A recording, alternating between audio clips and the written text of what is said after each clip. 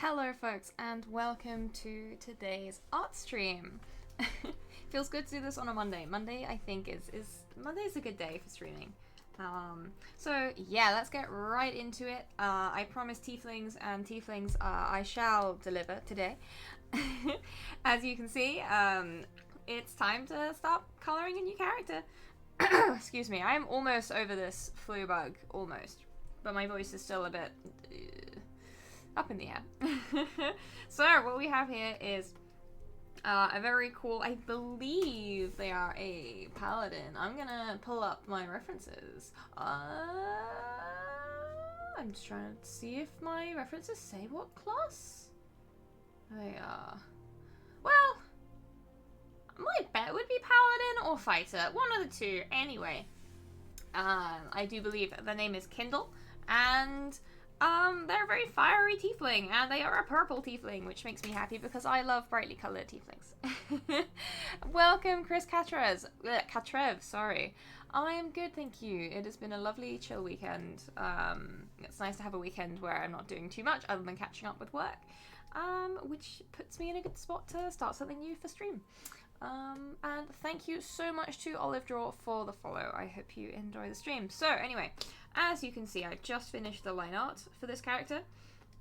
A fairly nice, not too complicated line art, like lots of just nice smooth lines compared to Endless Leaf. But Endless Leaf was fun too. Oh, Ella, see, this is why I need you here to point out clear and obvious responses like that. But yeah, you can see here's the sketch underneath. I'm actually going to keep the sketch because it's got a few things that I didn't put in the line art layer, such as the flame in their hand, and they got this tree motif on the tabard around their waist. So I'm actually going to keep the sketch just so I don't forget those things later on. So yeah, let's just get cracking right away with the colors. I'm going to start off by naming our line art so I don't lose it later, and making our first color layer, which will be the skin.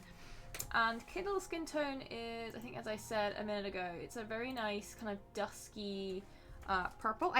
This is one of those rare occurrences where I've been given the actual hex code for the color, which is really exciting. So we have A, C, 7, 8, nope, that's a 9, not an 8, 8, 9, O. So this is the skin tone. Now, because of the way lighting works and all that kind of jazz, I might end up tweaking this as we go along, but for now this is just what we're going to use to fill in the skin layer. And for the sake of this, so beards are a weird thing, right?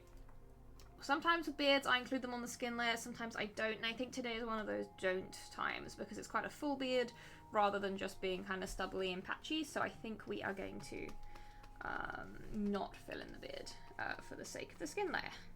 And also we need to remember to put ourselves up our pen pressure so that our skin layer is nice and opaque. And then we just immediately will start blocking out these areas of skin. And as with many heavily armored characters, there's not a lot of skin on display. Hey, Ribbon Brands, thank you so much for the cheer. That is very, very kind of you. I hope you are having a very chill Monday so far. It's only the very start of the week, but you know, if you can get through Monday, you can get through the rest of it.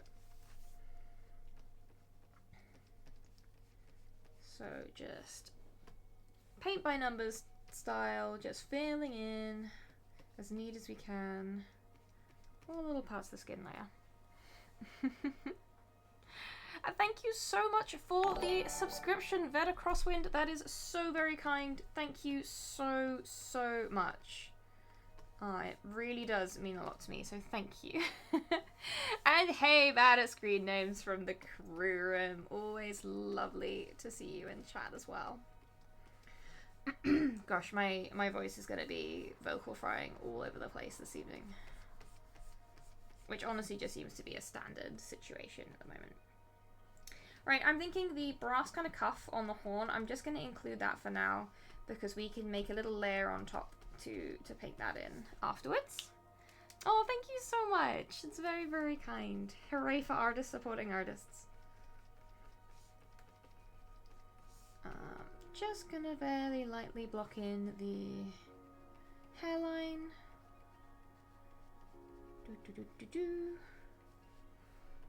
And then go up and finish the horn up here. This is like my least favorite part of the entire process. I just find blocking colors to be the most boring portion.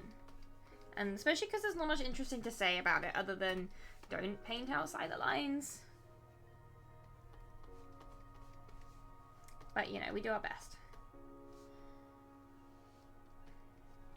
And, hey, at least this time we won't have a lot of skin showing. I think basically you've got the face and neck, and that hand is gloved. This hand, whilst this hand is bare, you might notice that this hand has these gnarly looking claws and larger fingers, and this hand doesn't. It's because he's got a cool demon hand going on. Hey, model winners! Hell yeah, I'm so glad you made it. I always love it when the commissioner is able to join the stream and see things in motion. As I was just saying before you got here, I love it when commissioners have a hex code in mind for colors.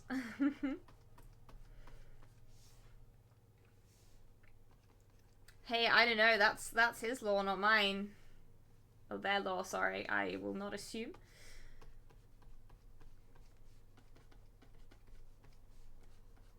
Just gonna use my fur brush to just make some of the where the skin cuts into the beard. I don't want that to be too harsh. We'll probably end up tidying that up when we actually get to the beard and the hair layers anyway. Okay, now I'm just gonna double check some stuff.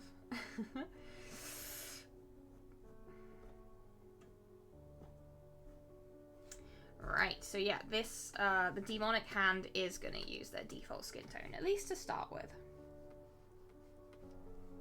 How do I decide how much to color on the line when the line is separating two sections? Very, very good question. The answer is kind of vibes. It really depends. So in some ways it can depend on, is one of the colors on either side of the line a really dark color and is one a really light color? And what color is my background? For example, in this case, this is kind of like it's a middling kind of color. When we get to do oh, I just noticed I need to go around his mouth. When we do the hair, this character has a very kind of white blonde, platinum kind of hair. You'll kind of see that I tend to find that the darker color is the one I push kind of further to the edge of the line, as you can kind of see there, because that helps kind of define the boundary better, whereas the light color, if you use that to define the boundary, it can be a little bit more vague. I hope that kind of makes some sense. It'll probably make more sense when I actually get to working with those lighter colors and I can kind of show you. But yeah, it's a very good question and something I don't really think about very often. I kind of just do it and then tidy things up until I'm happy. Oh, bad at screen names. That's not fair. You can't do that to me. Run Fellowship. Ugh. Ugh. Those of you who might have guessed, bad at screen names is a very good GM. And everyone, tell bad at screen names to continue running our game of Fellowship, because that means I draw more of my OC Antoine, who some of you might have seen Antoine. I've uploaded art of them a couple of times. They're shamelessly inspired by Boot Hill from Honkai Star Rail.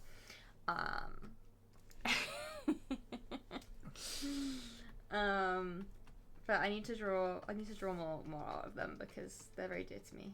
And they're you know, just as unhinged as all my other characters. But yes, yeah, it's been good this weekend. I was actually able to draw a little bit more personal stuff. I finally had time to plan some fan art for Genshin, especially after the latest update, which has been absolutely amazing.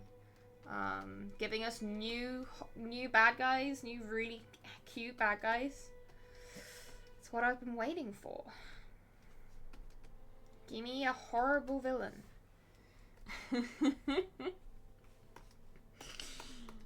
Best of luck at work. I hope it is not too grueling. I'm also in the middle of collating a bunch of world building ideas, because I'm in the middle of actually writing my the LARP that I'm running at Smoke Festival this year, which is a little LARP festival in London that runs in January. And I've, you know, finally found the courage to run games at that, so that's gonna happen. Okay, let's just fill in these bits, get rid of the little white artifacts, and we can get on with the actual fun part, which is the shading.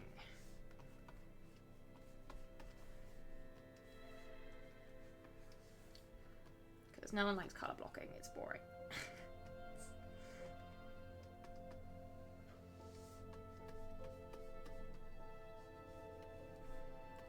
And just go up around there, tidy up the horns. But yeah, I hope everyone else's week is off to a good start, and I hope you all have chill weekends. I spent a lot of yesterday organising one of our board games. I don't know if anyone else has played it. It's called Aeon Trespass. Aeon Trespass Genesis? No. Yeah. It's a lot of words in an order that sounds impressive. Anyway, it's like ancient Greece post-apocalypse meets Pacific Rim. So you're basically piloting titans to beat up, oh crikey, what are the baddies called? Titans is what you're kind of riding around in. And then, so I can double tap. The reason I don't often do that, let me just do a demonstration, is so first tap, but second tap, you get this kind of weird harsh line. There's probably things I can do to stop that happening, but I'm lazy and I haven't found them or looked them up yet. But yeah, so that's that. Let me just pull up my reference again so I get these colours right for the face. Okie dokie. So, what we have here is this nice kind of shade of purple. What we need to do next is add a bit of blush to the cheeks. Now, because this is purple, I think I'm happy just to do this with the colour layer.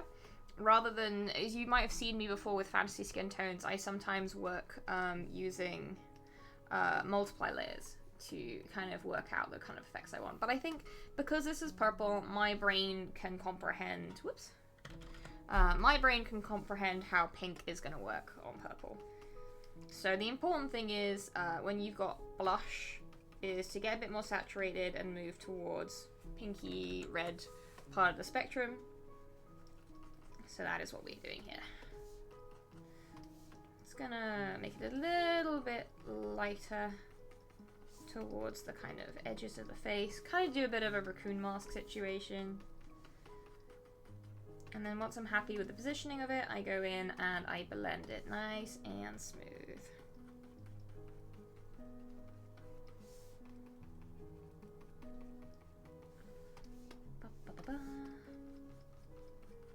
Try and get it looking fairly balanced on both sides and just blending a little bit on top as well.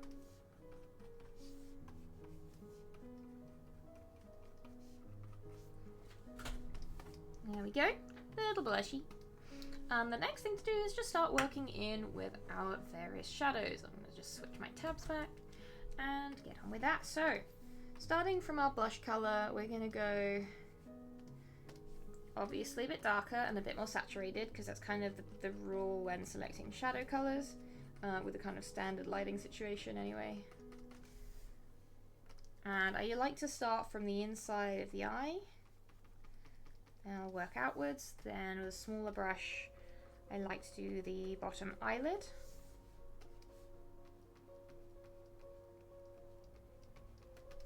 Join that up the top eyelid.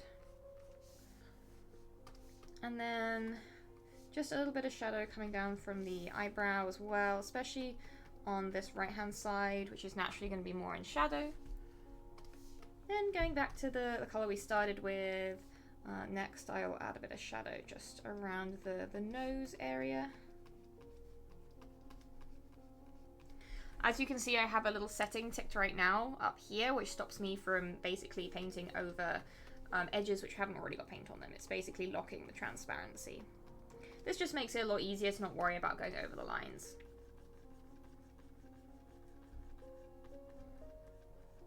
Just a little shadow there as well. And just little bits of shadow under the facial hair. Oh, excuse me. A little bit under the cheekbones. Obviously, we're going to have quite a harsh shadow coming under the neck there. And a little bit down the back and around.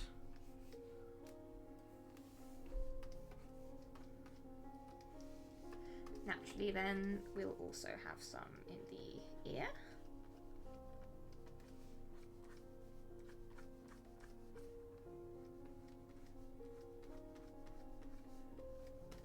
Like so.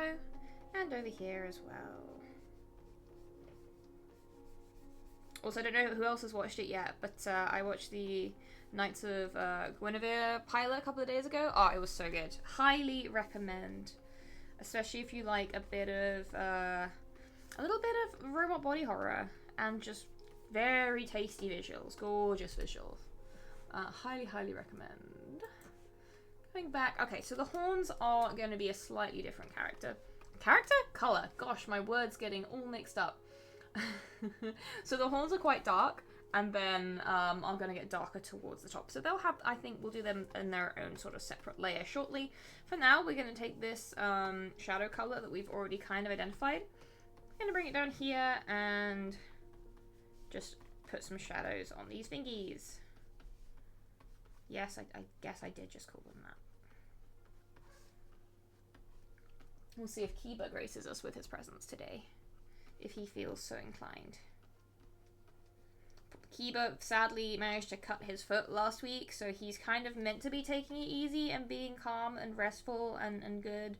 Unfortunately, he has no idea that he's hurt his paw. He's completely oblivious and wishes to keep throwing himself around playing with all his favourite toys like nothing has happened. So. Oh no. Oh no, what have I done? But yeah, so Kibo might come in here and sulk at some point because my partner isn't throwing his ball around. And then he'll probably be like to me, hey, can we play? And I'll be like, Kibo, you're meant to be resting. You're meant to be letting your paw heal. And he will be disgusted.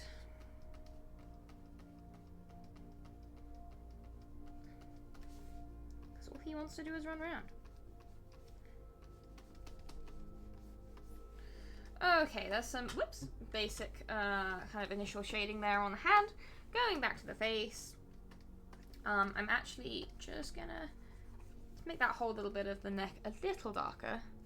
I do need to be keeping an eye on him, you're quite right, yes. Okay, let's go ahead and grab a slight darker color and deepen some of these shadows, especially corners of the eyes. One of the first places I look to add a bit more shadow to.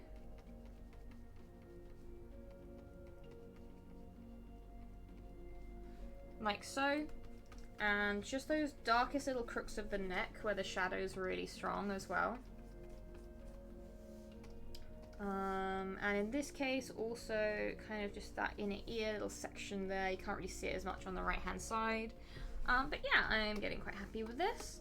What I'm going to do now is just add a little bit more detail around the eyes. I'm going to take a slightly lighter shade of purple and we're going to make a new layer, this time the overlines layer. So we can now go on top of the line art without it sort of getting in the way.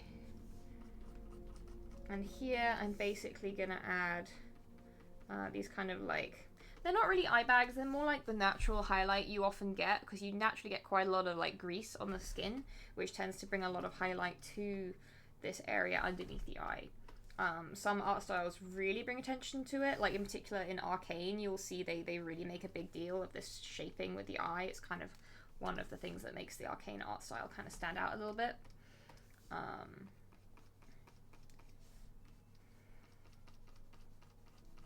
But it's something you see in a lot of places. And basically now I'm just softly blending out a little shadow coming around there. And on the other side as well. And then blending it in the further we go along. Like so. And I think one more little dose of eyedropper tool will do us. Then going back to the light color and a teeny tiny brush. I'm going to zoom in a little bit and add just a little bit of extra detail with this. Coming up around there and on the bottom of the eyelid as well, just to give that a little bit more depth. And this really makes the eyes look a lot more three-dimensional, I find. Okay, having done that, we now want to make his eyelashes really pop a little bit. Let's actually go down to a size 4. We don't want them to be too heavy. But this just picks them out of where they might get a little bit lost in all of the deep colours we have around here, basically.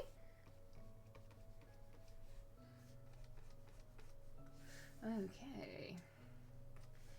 And while I'm here, I might just use some of this purple, this nice dark purple, and use that to just go over some of the eyelid line art, just so it looks a little bit neater.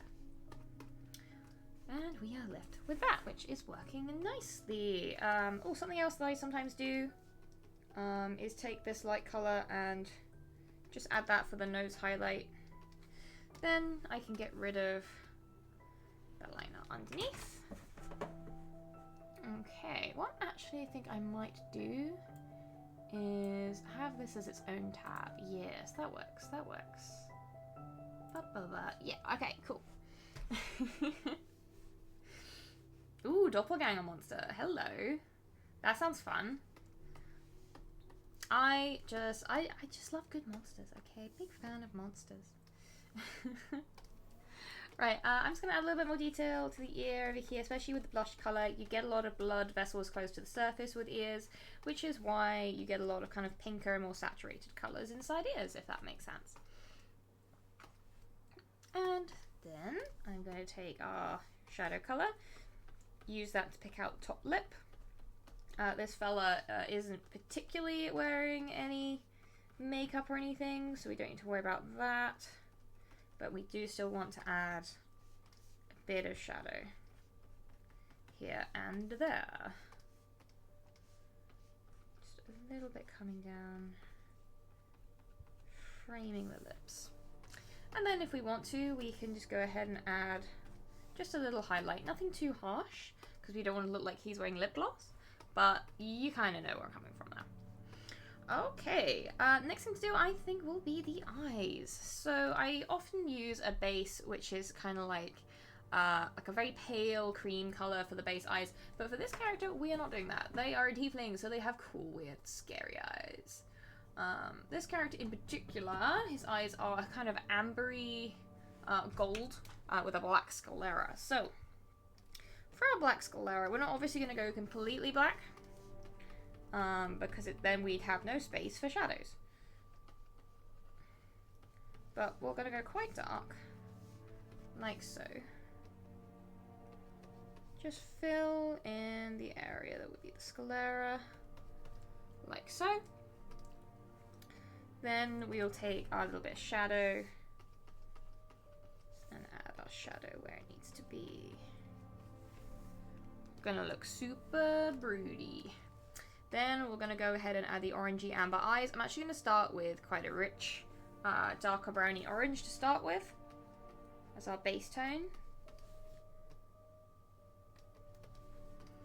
Then actually going to go ahead and just create a little gradient which makes it darker at the top with our shadows. Nice, nice, nice. Then we can go ahead and move up and grab a slightly brighter, more ambery tone, and we're going to jump up to the overlines layer for this as well. And start to mark out where these eyes really glow.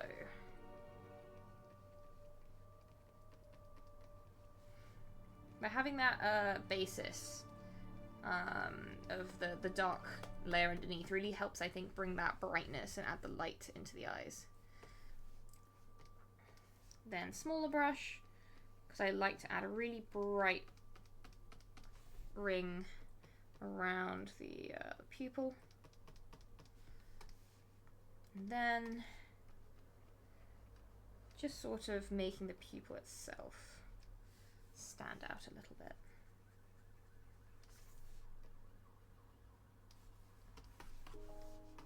Nice wolfy almost eyes. And then what we can do, if we wanted to add just a little bit of shine, Elleran, get ready. It's time for the shinies layer, your favorite. We can go ahead and add just a little bit of highlight in there. And there we have some nice, luminous looking ambery eyes. Good. I'm glad the shinies layer is catching on because I think it's very important. Bremen, can I ask why you do not draw sci-fi stuff? So I actually do occasionally draw some sci-fi. Hilariously, the last company I worked for before I went freelance was a mostly sci-fi based kind of mobile game type project. So I've done a lot of sci-fi, and I think I enjoy the more fantasy stylings more. That said, I have one of my own characters is much more kind of, I would say, sci-fi oriented than fantasy, because he's cyborg. I just haven't drawn a lot of him. Mostly it's because mechanical parts I find much harder to draw and less relaxing in some cases than organic stuff. I've always been a big fan of organic textures. It's, I guess, just what makes my brain happy.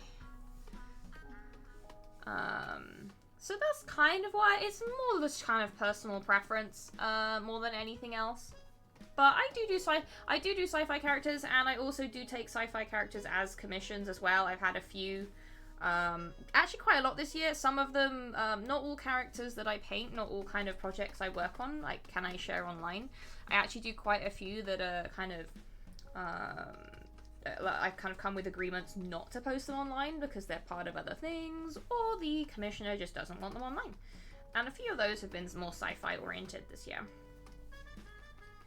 Hilariously, I did like a bunch of Destiny 2 fan art ages ago, back when I was really into Destiny 2, and that was obviously very sci-fi.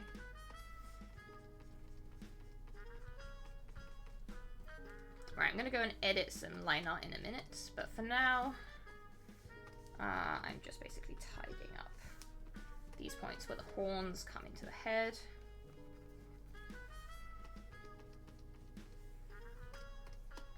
And then, like so. Yeah, I'm enjoying that. Shiny Slayer. Yep, Shiny Slayer needs to be, I need to make an emote for it because at this point it's kind of iconic.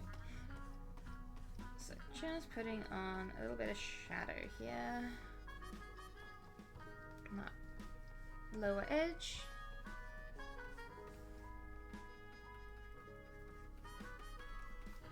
There we go. And these horns, definitely, as I say, they get darker towards the top, almost as if burned, which is why I'm now moving to slightly redder tones as I do this kind of dark bit at the top.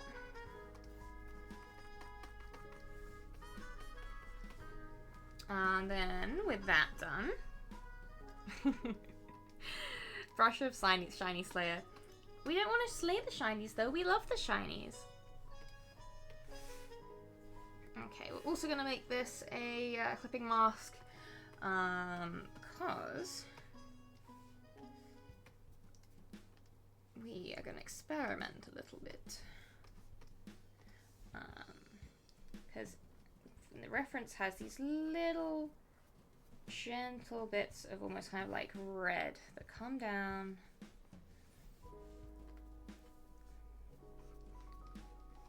Forming a part of the texture of these horns. Very faint, very gentle. Just following the shape.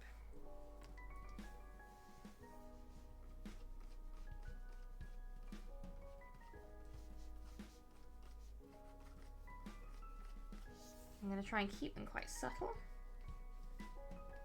So I'm barely touching the tablet as I work these in. But now we've kind of got a base kind of shape for them, and I'm happy with that. I'm going to make the brush smaller, and then a few areas I can kind of concentrate the brightness, because we almost want to have the feeling maybe that there's almost light kind of shining through these little streaks. Oops. Because we can then move that up to an orangier light. Because we're going to have a lot of orangey tones, ambers, reds. Very fiery color palette, despite the purple of the skin tone. You can kind of see we almost have this sort of very Forge-esque styling to the armor, which is going to be a lot of fun.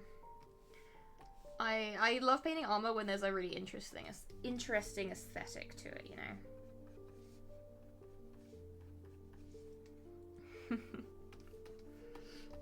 It's all about good theming. And this character is called Kindle, so it makes sense to have a lot of fiery kind of Forge aesthetics going on.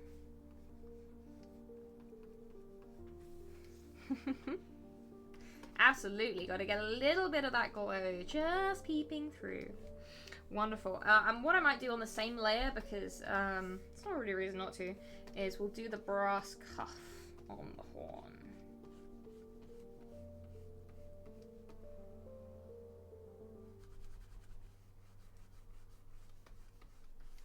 There we go. Now, brass tends to be a very nice, colourful, saturated metal, so that's why we're using quite saturated brown tones for these darker parts of it. Also, to get that kind of hammered look, I often will sort of work with lots of kind of tippy-tappy motions. That's now, like, that's just a very scientific term. because I find with the round brush it helps you get that kind of look. Don't know if many of you, like, when you see hammered brass, it has all the little impact marks from the hammer on it. It's really cool. I see a lot of armor crafters, given that I do LARPing as a hobby quite a lot.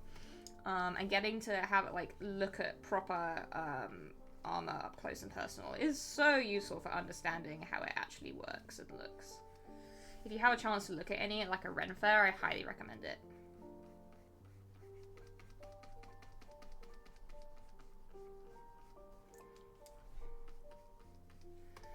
And then what I like to do is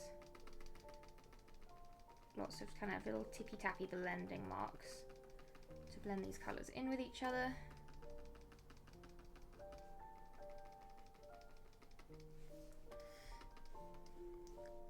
And moving up again to get an even brighter tone for that main highlight.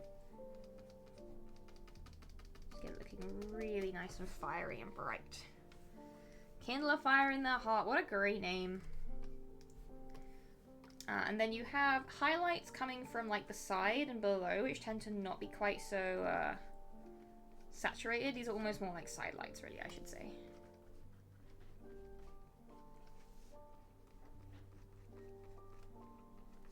And that helps add a little bit of 3D-ness to the brass texture. Okay, with that, I think it's time to start working on some of the other details around the face. We have, let's do his eyebrows, or their eyebrows first. Kafif is pretty good acronym, actually. I like that. Let's go ahead and just merge that down. So we have all the horn stuff on one layer, and we can go ahead and go back to the skin to look at starting to do the hair and the eyebrows. Now, one thing I'm going to do before I start the hair and eyebrows properly is we're going to go to the lines. We're going to grab a very pale pink, and we are going to recolor the line art where the hair is, where the beard is,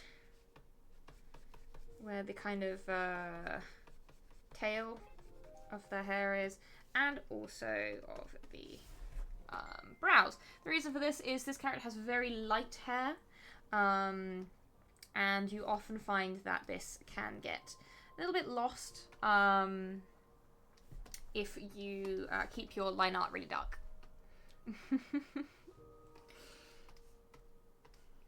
So tell me, Zentrioven, I would love to hear a bit more about this campaign and what this character is up to, if you're up for sharing with us. I'm always curious about the characters I paint, like what's actually like, what's their story, what's going on. I find it fascinating. Using my little faux brush here just to add a few just cheeky shadows in the eyebrow there. And then working back in the overlays layer, overlines layer to add some contrast and some brightness back in. Lovely, we have some cute little eyebrows going on. Next thing to do is the hair and the beard. Now, we're going to have two kind of tones here because... oh, my throat. The area, we have a little bit visible of the kind of very close shaven part of the scalp here, where I do believe the kind of the beard will kind of start around there, and this part of the head is almost shaven completely down. Not entirely, which is why I am going to brighten it up a little bit just to show that there is a presence of hair there. But then the rest of the hair is going to start, is going to be the platinum color. Don't be too concerned that I seem to be blocking it out with this weird muted pink. That is purely because the shadows in platinum blonde hair tend to be pink and purple because it's almost a neutral color. And yeah, don't worry, we'll be getting that good platinum look soon enough. Thank you for the reminder! Saving is important, and I always forget.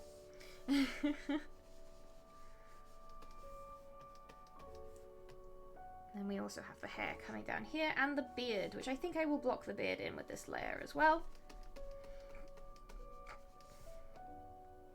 something I will do is just up my pen pressure, because then I don't have to put so much pressure on my wrist.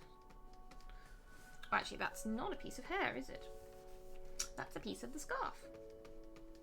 I love characters with long scarves. That is something else I love. So this is a Tiefling who's got a nice and colourful design and a long scarf. So that's ticking a lot of boxes for me.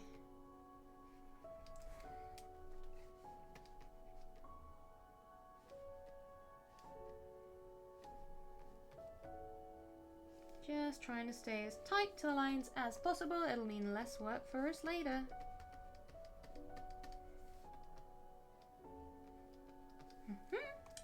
Then we'll just cheeky fill that in.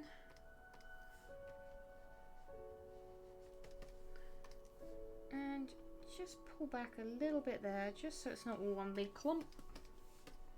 Okay, and yeah, this looks a little bit weird right now because it's pink. Let's sort that out. So, oh, I said I was going to do the beard as well, didn't I? Oh, let's do that then. Before I change my brushes. Okay, beard is now also blocked in. Looks slightly less weird when the beard is also coloured. But for now, we're just going to drag down our pen pressure.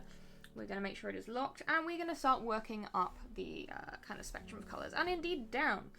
The first thing I'm going to do is add the deepest part of the shadow, which is going to be kind of in this corner and there, and coming around the back there. We're not going to have too much of that, so that's what we'll do for now. Actually, there might be a little more just down the side of the beard. Yeah, but that's fine. It's all going to kind of get blurred in a minute anyway.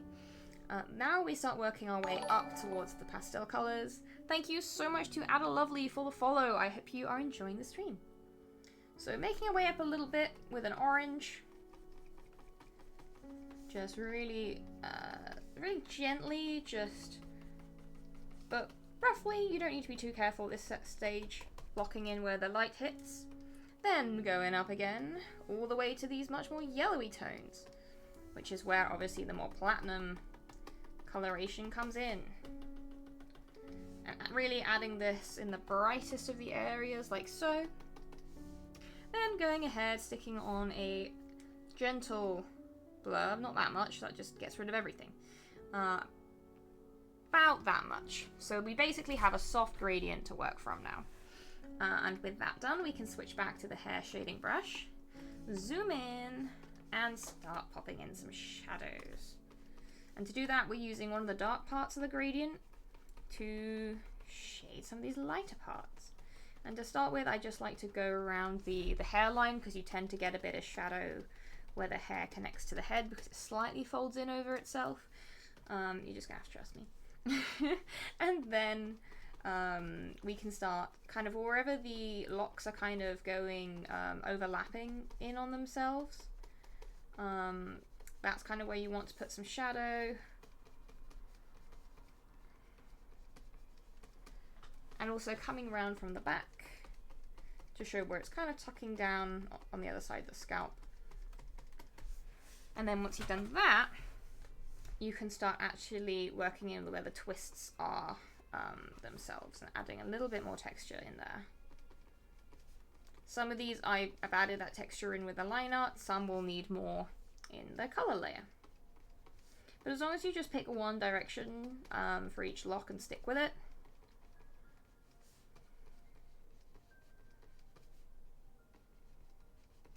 like so, and that adds a lot more kind of texture to the hair.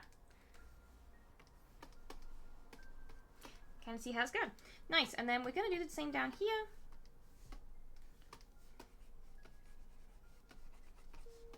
And again, to start with, just the most important areas of darkness and light, which is going to be where they kind of push in and pull out from the wraps around the hair, keeping it where it is. Ugh, does make your arm hurt after a while though.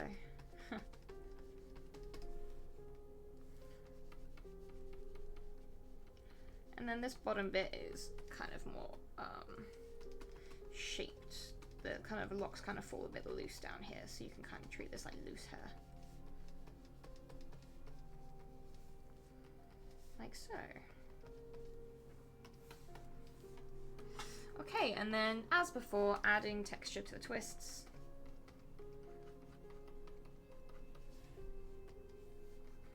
And where it's already quite dark and our shadows aren't having much effect, we can switch to a darker colour and just introduce that.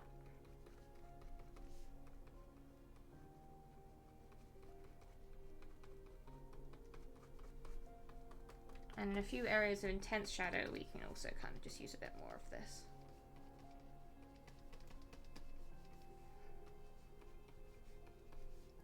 Just to get some real nice contrasts in there. Okay, and then we'll do the same down here, especially because we've got quite a lot of intense shadows at this point. Hey Zentrioven, thank you so much for the follow. I hope you are enjoying the stream. I'm enjoying this character, so yeah, it's good vibes. I think your players enjoy your game. Oh, Eleran. Yeah, and you can't have 10 minutes go by without a nice little wordplay.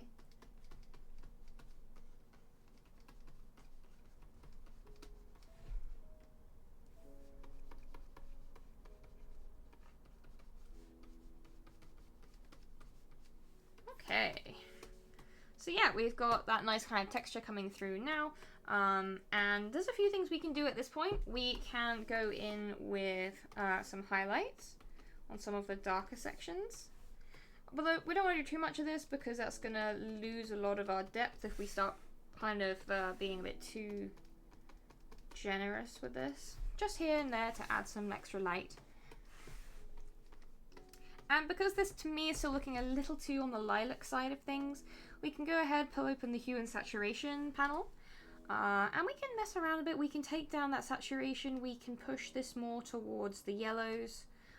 Which is what I think I'm going to do. I think that's more in keeping with the character's design. And that will help inform us as we work our way down and paint the beard. How's my D&D game? Did I get to play? Yes, I did! Thank you so much. Yeah, I had a really good sesh.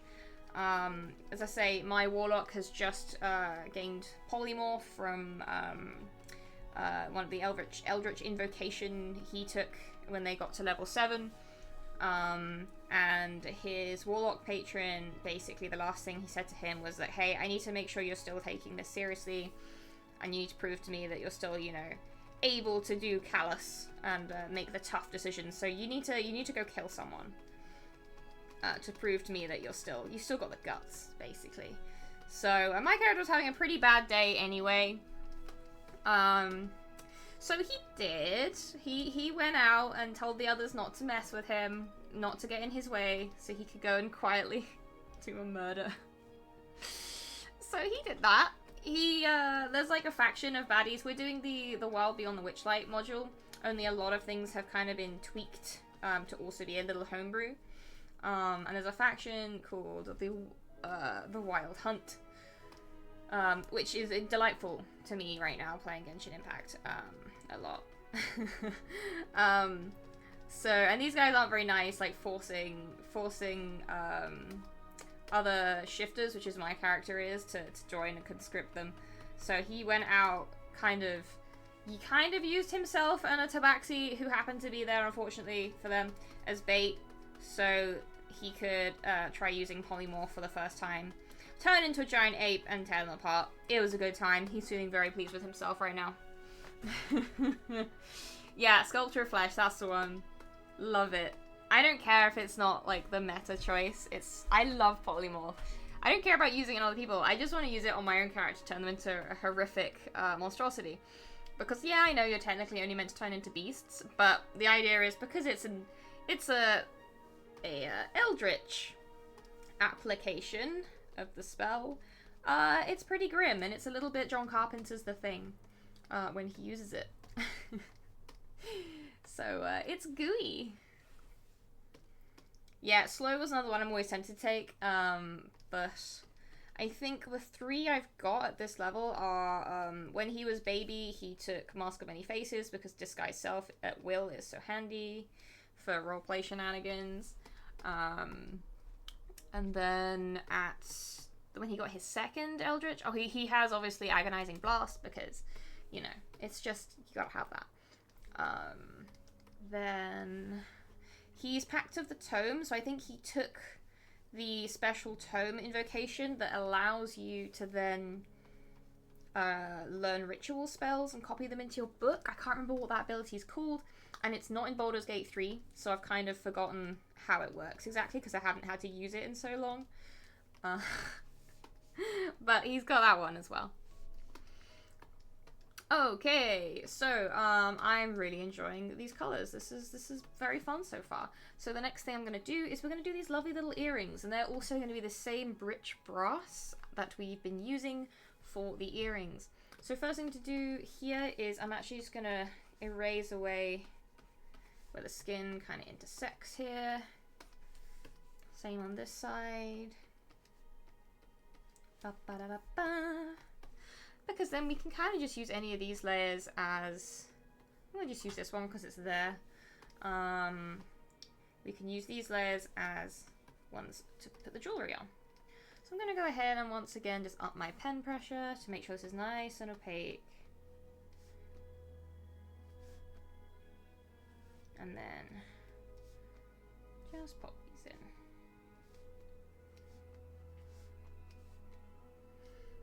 Book of Ancient Secrets, that's the one. Yes, because that's the other thing he has. Because although technically he is a Pact of the Tome Warlock, but instead of having a book, his equivalent of a tome is like a metal cuff that he wears on his arm that has all these different concentric circles which have the spells carved into them. Because fashion. And also he ain't no nerd. His intelligence leaves much to be desired, although the best thing about polymorphing into a giant ape was that his wisdom actually technically increased. Because, you know, good decisions, warlocks and all.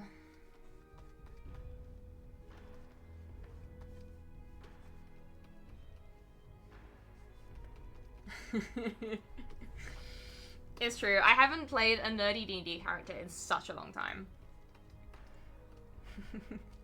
Yeah, I mean, my boy's wisdom is 10, but the giant ape gets wisdom 12. So it was still an increase.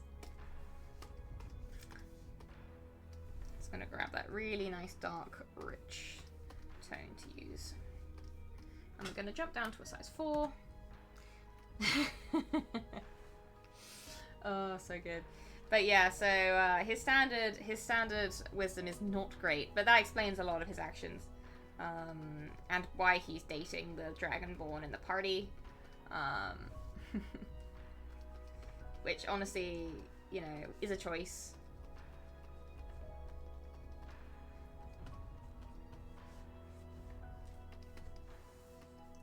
Just adding some more of this shadow color.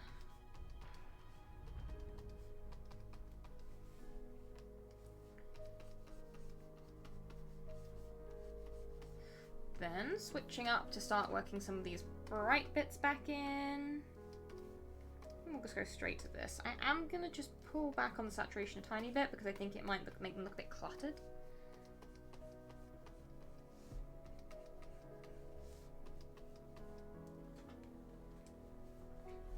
Transmutation wizards do seem really fun. I think if I did play a wizard, transmutation would definitely be one of the routes I'd consider. Evocation just seems so obvious. I once played an abjuration wizard multi-classed with... Crikey, what was she multi-classed with?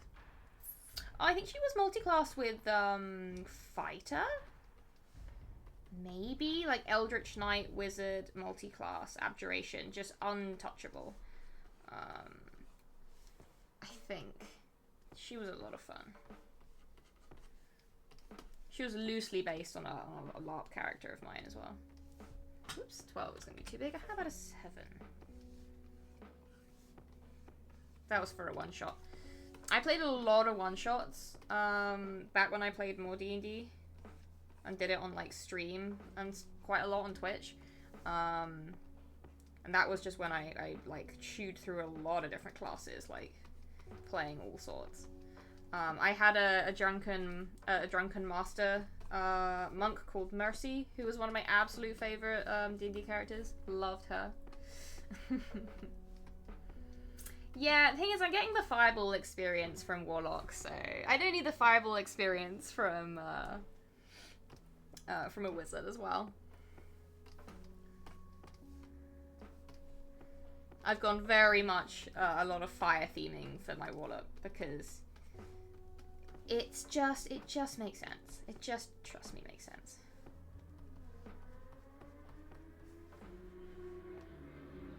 Just adding the little metallic highlights now.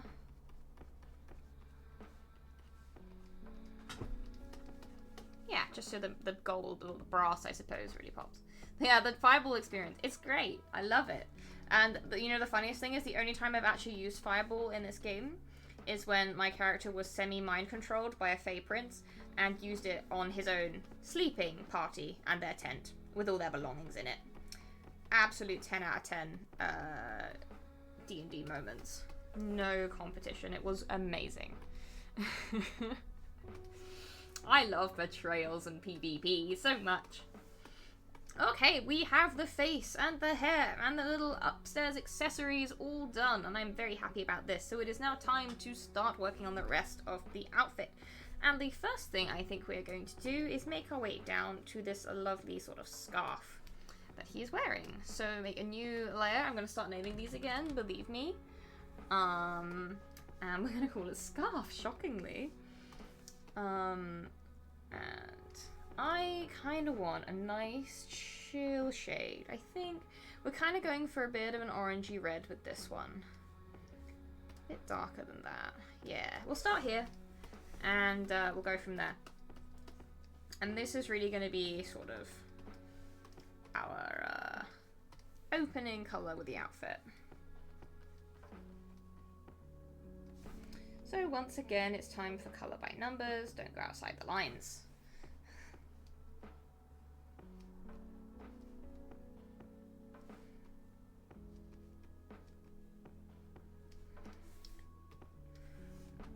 But yes, it's coming to that time of year where I'm looking at my current list of commissions, and we're nearly at the end of it. I want to say I'm like just maybe 3/4 of the way through my commissions list now, which means I need to start thinking about taking a new list of commissions, which will mean planning how and when I want to open them. But it's probably going to be November or early December, I think, for opening new commission slots is the plan right now, because I do have a plan, shockingly, when it comes to this. So keep an eye out for that. I'll be, you know, posting in all the usual places when I am actually opening those commissions up.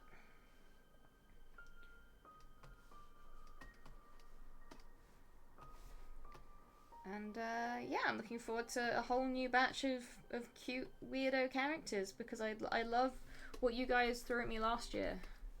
They've all been really fun. I think I'm gonna make this, that's gonna be the same color as the tabard. Obviously this long piece here is part of the scarf, but I'll probably color that at the end since it's kind of behind everything else. For now, we'll just do the shading for the scarf. So the usual method for shading fabrics, I go ahead and I fill the whole area with a multiply layer of a pale sort of purpley pink. Then I set my brush to white, make sure transfer is on and pen pressure is turned to minimum, and I just start to basically paint white on the shadow layer to remove shadow from areas of more light. And when it comes to these kind of draping layers of fabric, you always want to paint with the direction of the drape. You never kind of want to cut across it. It's kind of similar to when you're shading hair, really. And do so with a very light touch that slowly kind of, you can kind of build up and build on the opacity so you get a nice smooth finish. I really hope some of these tips help me when I have to redecorate a whole house soon.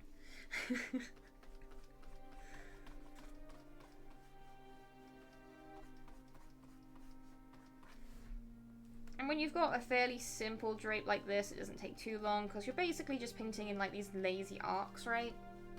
And then once you've more or less worked out where the shadows aren't, you can work out where more shadows are. Just gonna make that a bit darker. By grabbing a darker shadow color and putting some back. And these can kind of deepen existing shadows and create new ones. For example, the hair here needs to be creating a shadow as it comes down over the scarf. Throwing shade, yeah.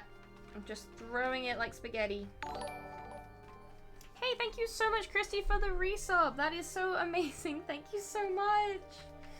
Ugh, I can't tell you how much subscriptions make a massive difference to small streamers like me. Genuinely, every single one is very much appreciated. So if you do have an Amazon Prime sub that you aren't using, do consider it potentially throwing it my way, or another small streamer who would really, really appreciate it. That's my little PSA, thank you.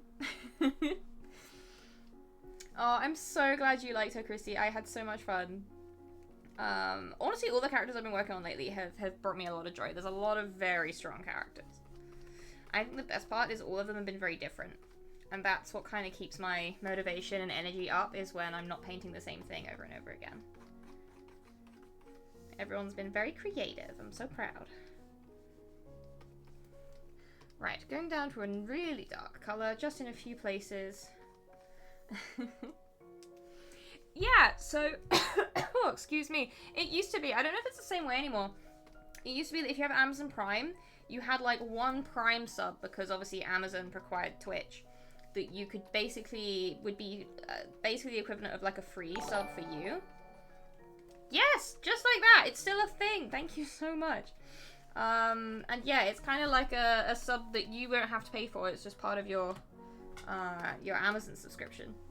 Okay, now we've kind of got the shadows looking pretty cute. I'm gonna have a little play around with the colors here, because there's a few things we can do. We could try and make this a bit darker, but I'm kind of tempted to push it just slightly towards the pinks. Yeah, I like that. Because then what we can do is, going back to the base layer of the scarf, we can go ahead and add some highlights. Adding highlights to fabric like this is a lot of fun. Hey, thank you so much, Draconis Rage, as well, for the sub. Genuinely, thank you so much. It means a lot. And hey, it's just like I promised Elaran the other day, if some miraculously we manage to hit 100 subs in the future, I will release the forbidden link to my DeviantArt account from when I was 13, 14. It's still out there. It's at large on the internet. Oh, I'd love to hear about it, Bremen. Just feel free to tell us about it in chat, because now I'm curious. It is a Kraken too. All of my old Naruto fan art is on there. That's the time.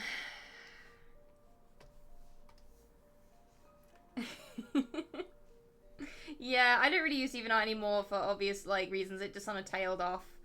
But back in the day, I used it so much. I was on so many groups. I basically learnt so much from artists who would create tutorials on DeviantArt. That I still use today. Like, my whole thing about shading with purple was learnt from a DA artist. Draconis Rage, no, you can't share it. This is a weapon I'm withholding to make Elaran suffer. But yeah, back when DeviantArt was big, it was so good for learning resources, and that's kind of why I try to talk through my process when I'm streaming. In the hope that it might be vaguely helpful. Oh, something else of mild interest. I have now resurrected my YouTube.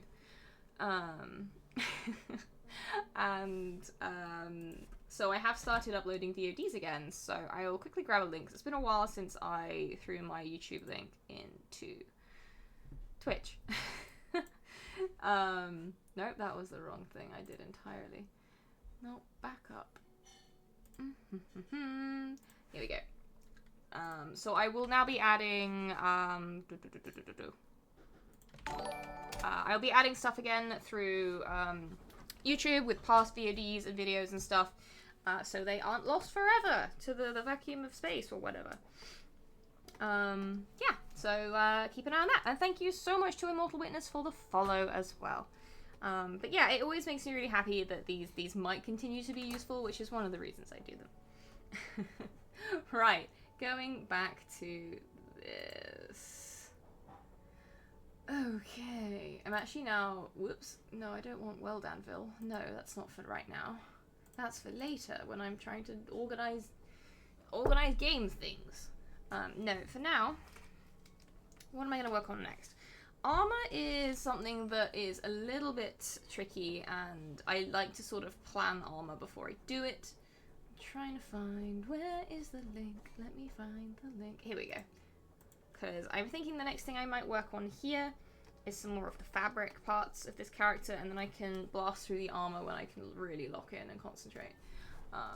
So we have a lot of kind of very forgey colours here. We've got a lot of dark greys, blacks, oranges, that sort of thing. Oh, one thing I can do, I need to finish the shadows on his hand. I'm so sorry I left those. Let's do that now. Giant rock with bug and tendrils. That sounds cool. I have actually done a lot. So creature art was hilariously, was the thing I enjoyed doing most for a long time. And then I basically forced myself to get decent at painting humanoids. And now that's the majority of the characters I do. But I used to paint a lot of monsters. And I still do enjoy it. I like some monsters. Right, let's actually go ahead and use the same colour for the horns as for these long sharp nails. I think that will make sense.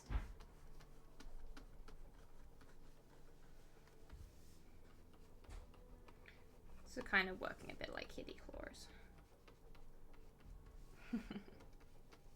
Oh, they sound cool. It kind of reminds me of, I think it's called Across the Wild Sea, which is a TTRPG that I learned about like last year, which has really cool player species and stuff, and just sounded really awesome when I was learning about it and stuff like that. Hey Ivy, welcome as always.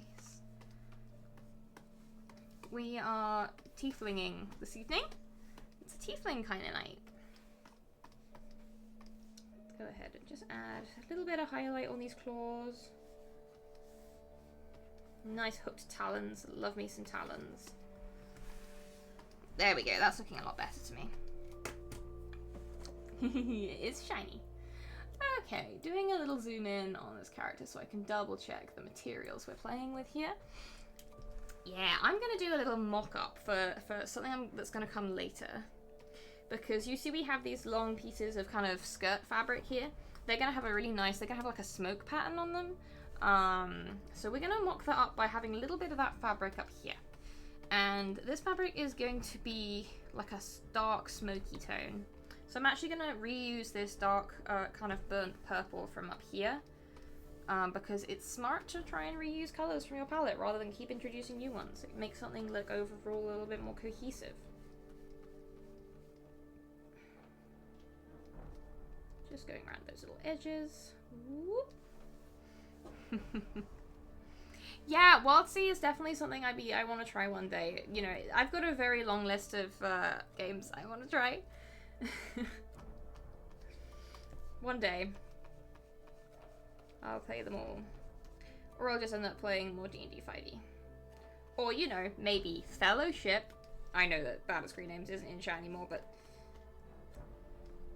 Fellowship was so much fun. I didn't expect to enjoy that system as much as I did. Okay, let's just fill this in.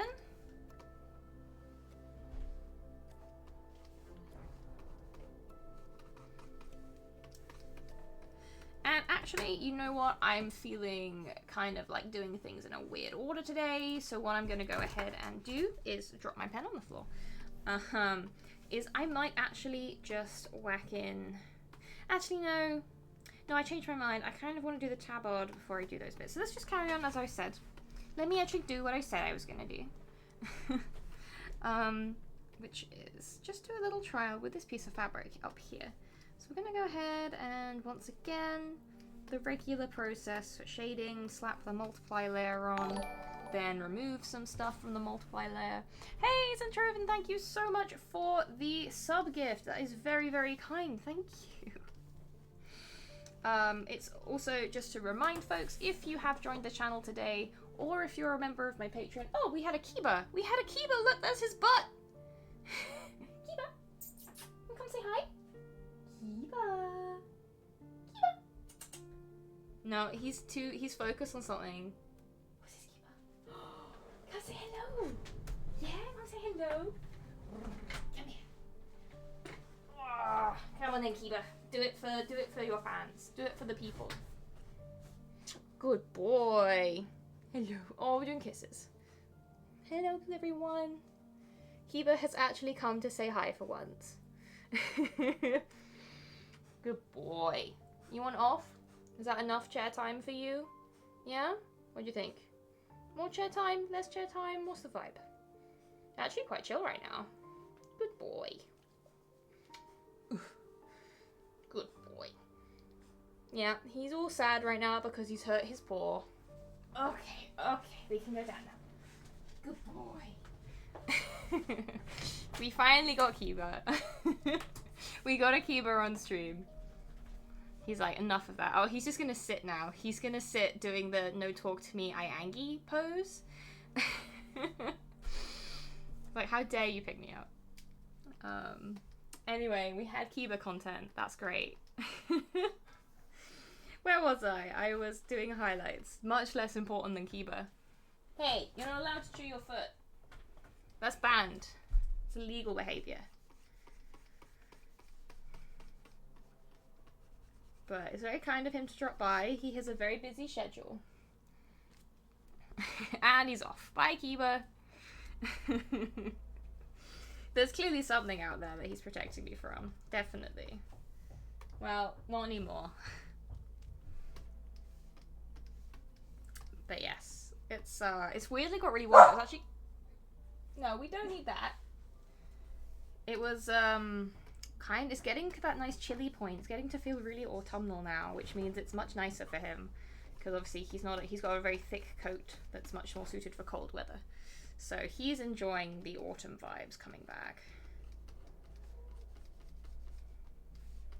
There we go, just a little bit of shading on there, because now we can play with some cool little patterns, because basically what we want to do for this character is going to be a lot of kind of smoke elements, decorating the kind of fabric part of clothing. So we're basically just going to do a little practice, a little mock-up of that now on this little piece of fabric that's coming down from the armor. And it'll be a bit of a taster of what I'll be doing later on, like the rest of the fabric parts of the clothing. So starting with just a little bit of gold just going around the edges, a little bit of trim there. Now is when things are going to get a bit more experimental, because I want to do like a kind of a smoke effect, just like some nice smoky lines like so, and then varying the width of the line and adding like extra layers to it in places to get a cool kind of pattern going on.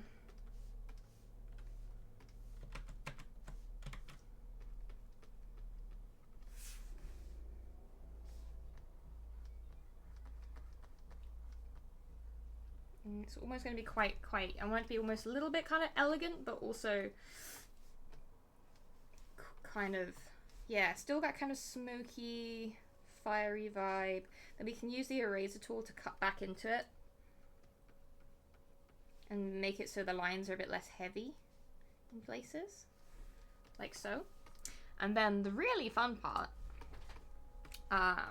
is once we've kind of put down a base for the decoration, is we can lock that layer, and to get a cool kind of metallic look, all we need to do is, once it's locked, identify the areas where the most light's going to hit, then just paint on following those areas down. Treating this like I would any kind of metallic bit of shading. And just add light like so. And doing it again with a brighter color, just so that kind of apex of where the light's hitting. And by doing this, you get really nice kind of metallic decoration. And then blending it a little bit here and there.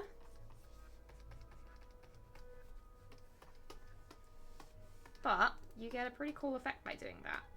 And then once it's there, you can kind of mess with it a bit. If we think that's too bright or not bright enough, we can make the whole thing brighter, which I actually quite like in this case. I think it stands out from the dark colors a little nicer. Hey, Brendan, thank you so much. Yeah, I try and explain the stuff, especially if it's stuff I don't do as often. But you can kind of see that by doing this, yeah, you can create a really nice metallic pattern. And what I'm actually going to do is I'm just going to have that pattern carry on behind, because at the moment we've got like a bit of a blank area. And we want to make sure it looks like it's the whole fabric that has this pattern on, not just those bits that we saw before. There we go. And that's a little sneak peek for a lot of the patterns that are going to be on these lower kind of skirt sections later on. Oh, Mortal Witness, thank you so much. I'm glad you like it. But yeah, there's going to be a lot more where that came from when we get to the other aspects of the outfit. Trust me. Okay, I think the next thing I'm going to do, we've got like a chainmail shirt here underneath the plate. I'm not going to do that now because chainmail requires a lot of extra messing around.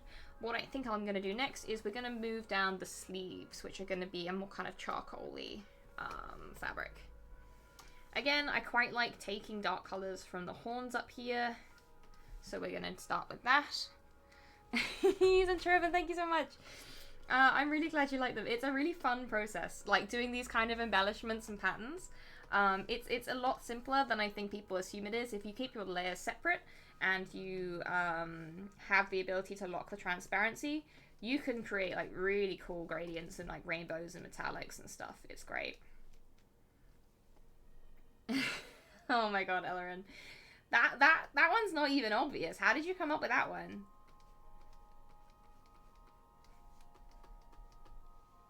So we're just going to do this kind of undershirt.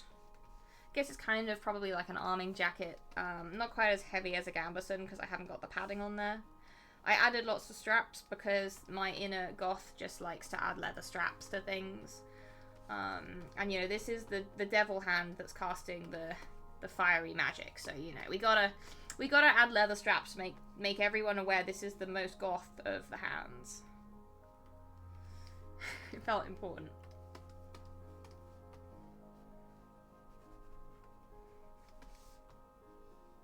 So just getting rid of the artifacts again. And then we will move across and do the same on this side. A little sleeve. At this point, you surely could have populated a small book with puns. See, I've never played Eberron as a setting. It sounds very interesting, but I just know so little about it. Same with Dragonlance, to be honest. I know very little about those classic settings. I know a lot more about Ravnica because I used to play a lot of MTG. And when I heard Ravnica was also going to be a D&D setting, I was so hyped because I really enjoy Ravnica. And it turns out the current game that I play in, my character Rook, is basically set in the regular kind of mortal side of the world is basically set in Ravnica, which has been really fun. I've got a little bit more of a sleeve over here.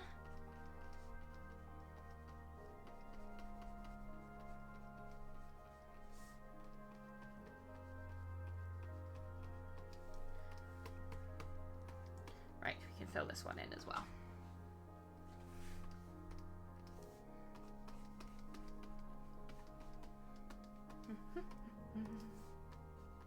It's Monday today, isn't it? Yeah, I keep forgetting what day it is. This is the problem with being freelance, especially because I worked through the weekend this week, so my weekend didn't really exist, which means in my brain, like, there has been no weekend. Doesn't make sense. Okie dokie. So we've got this nice kind of charcoal-y tone. Let's do as we did before. Clipping mask, multiply, grab that pale, pale, pale magenta, and stick that on. Switch back to the white brush, and then start removing shadows. This Tiefling's name is Kindle. I believe their full name, I think their player could probably tell you, because I do believe the player is in chat still. Indeed, so is possibly their DM. GM, they're the same thing. But, very cool Tiefling. I just love Tieflings, and there's such a nice, fun designed one.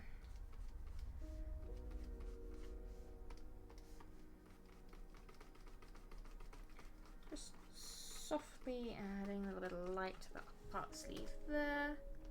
Then we'll just move across, do the same over here. Kindle a fire in their heart. Yes, that was the full name. Really good name.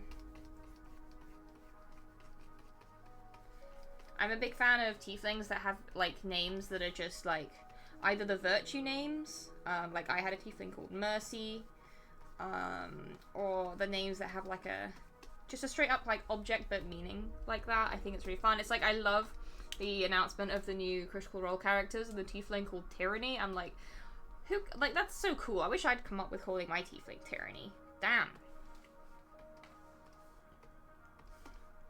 Like, just what a great name for a Tiefling. Especially one who's dressed in a frilly pink nun outfit. Like, peak naming.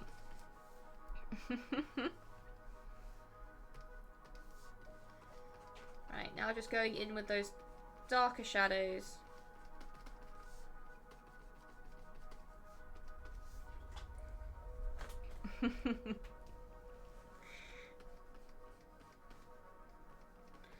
Mercy usually showed Mercy because she was completely drunk most of the time.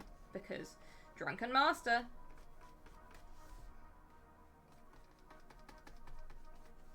What's that? They ran away? Oh, I didn't notice. Whatever.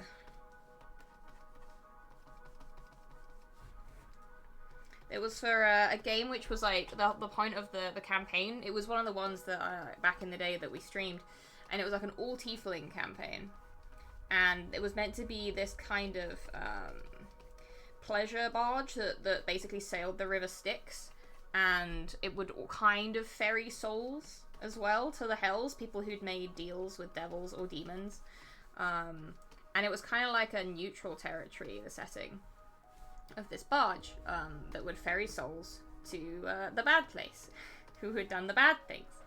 And my Tiefling Mercy ended up working on this barge due to kind of stowing away. Yeah, she was dumbass, but I love dumbasses, and playing dumbasses is great fun. And I think she was in the end meant to be like an enforcer on this barge to make sure everyone played nice. Riza was also wonderful. I loved Riza. She was a Levistus Tiefling who was just...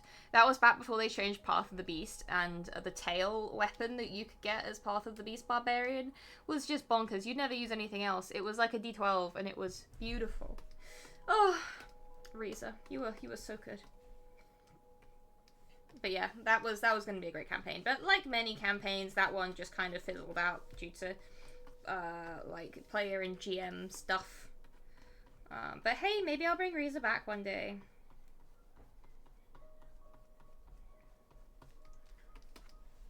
She was just she was like a very grog style archetype barbarian, except she could turn into basically like, she kind of had like Manticore design vibes because she could do the scorpion tail, half of the beast, with the big teeth and claws.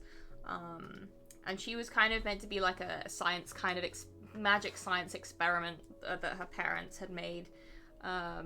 Gone slightly wrong because oopsie, they made a desperate deal with Levistus, who kind of got involved, and it was all just a little oops, what have we done?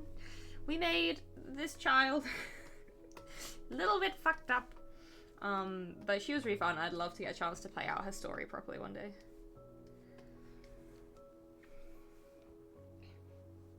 Yeah, the River Styx is just, I really like the metaphysics and world building of the Hells and the interaction between demons and devils in 5e and just Forgotten Realms, I guess.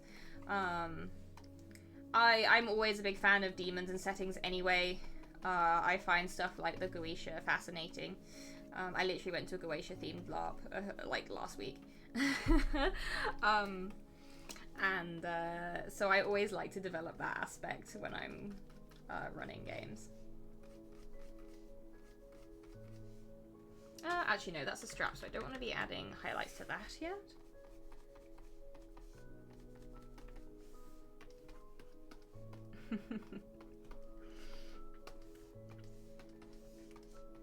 Yeah, they kind of got what they asked for, just not what they thought they were gonna get. And that was great. And, like, her parents were really cute and fun, only they were, like, this was also using Matt Mercer's setting of Exandria, so they were working for the Cerberus Assembly. And obviously they knew that Cerberus Assembly would not approve their weird child. And either way, I think they basically ended up getting kind of spirited away by the Cerberus Assembly to work in one of their top secret labs, and because they hadn't told their employers about Riza was kind of left to grow up on the street, which was why she was all kind of like street urchin. She was just so much fun.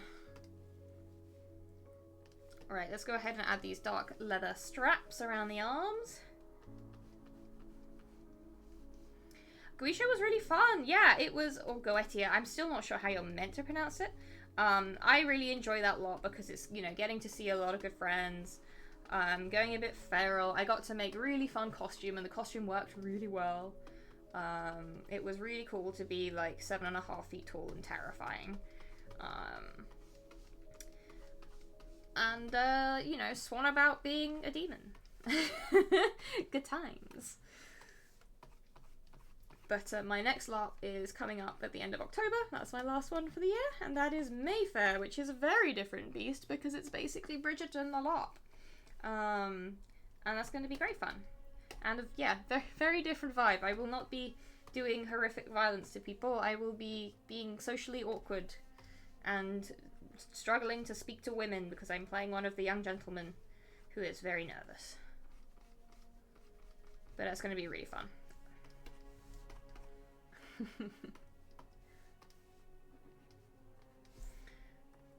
And then in the meantime, I'm steadily writing up the setting for my own mini LARP that I'm running in January, which is the weirdest combination of kind of Monster Hearts and also kind of inspired by a play that for some reason British like secondary schools are really obsessed with.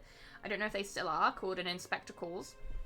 And I kind of combined those two things in an unholy abomination, which is you're all monsters at a horrible Edwardian institute to research you. And the police inspector who's come to check out the facility has been brutally murdered. And one of you did it.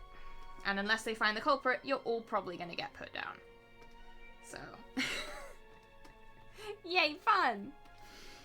So yeah, that's what I'm trying to write up the setting for at the moment. Oh, of course Tenebrae means a lot to me. Okay, last international LARP of the year. Tenebrae is my darling baby that is just, honestly, having a regular campaign game is the most beautiful mental health thing ever.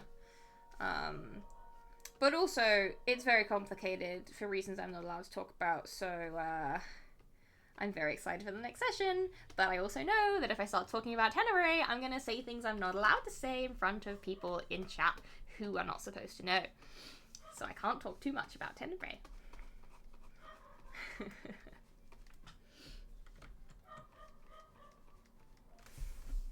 Right, GCSE English, studying An Inspector Calls. You know, you were there.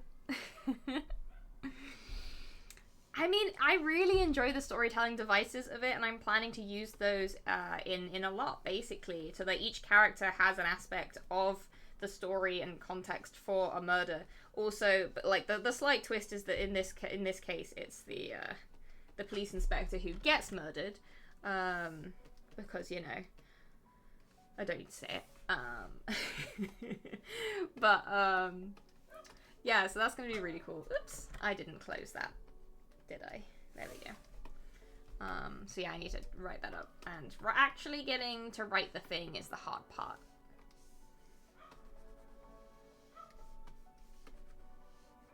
Right, this is sort of like the leather side of the gauntlet slash bracer. Oh, thank you for the reminder. I would just have completely forgotten without that reminder. Thank you. Right, let's go ahead and lock up that. And this is going to be leather, so we want a fairly like soft, supple kind of texture going on. So let's go ahead.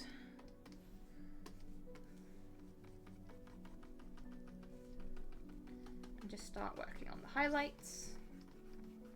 Again, when you start blocking in highlights and shadows, you can be quite messy. In fact, I enjoy being more messy with it. I find it's a more it's a workflow that I prefer rather than being totally precise all the time.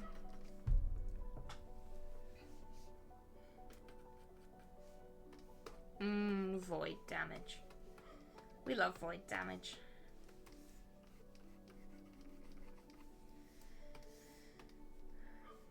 Let's get some shadows in here.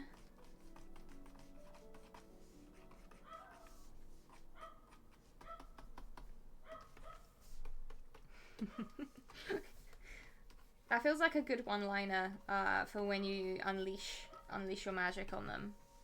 Yeah, see, Ellerin, you got it. We were on the same we were on the same wavelength there. Right, now we'll do some blending.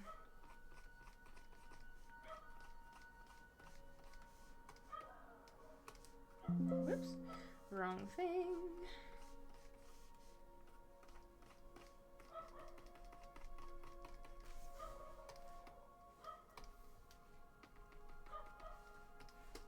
I assume void damage is a Pathfinder thing? Maybe?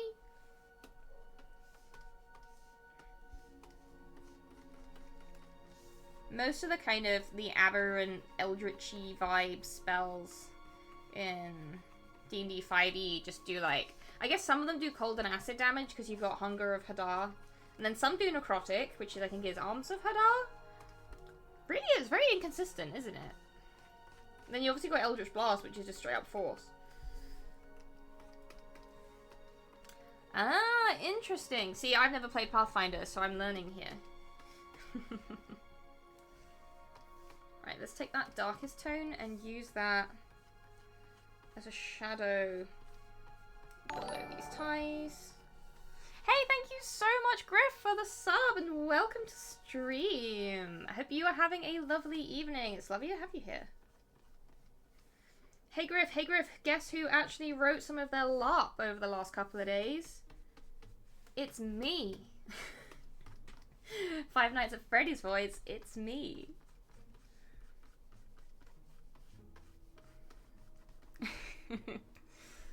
Oh dear. I'm excited to play a complete idiot in Alpha Centauri. There's a lot coming up near me based on the Sid Meier Alpha Centauri games. And I'm going to play a complete idiot, and it's going to be great because I don't have to engage my brain. I can just play a doofus.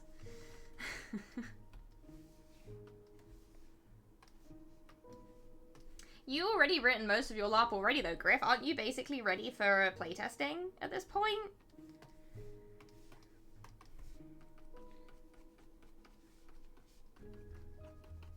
Just going to go ahead and just add a little bit of weathering on this leather. Actually, we can probably do this on the other line slower now I think about it.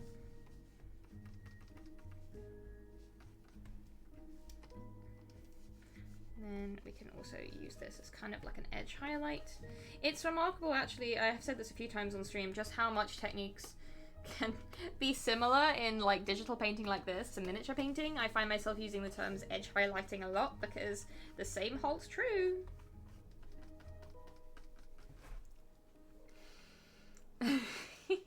Oh my god, Griff, you're so busy. Wait, you're filming stuff? Bonkers. I'm gonna have a bunch of secret envelopes I've decided for mine, which is gonna be really fun to make those. If I ever ran this game as a large scale LARP, I would need to get a mannequin to use as a corpse. Oh man, Kenku are so fucking cute. I've never played a Kenku, but I've always wanted to. Maybe one day I shall. They're just so cute. I think these little straps we have going around the bracer, I'm going to use a similar red to the red we have up here on the scarf because I like repeating colours.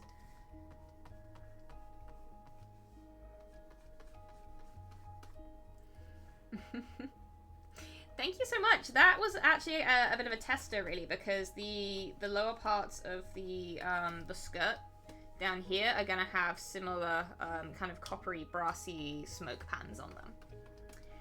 So the little bit coming down from the I can't even remember the rosette. No, that's not the right word. That particular bit of the armor was a bit of a test run to decide what I want to do, and I'm happy with it. So that is what I'm gonna do.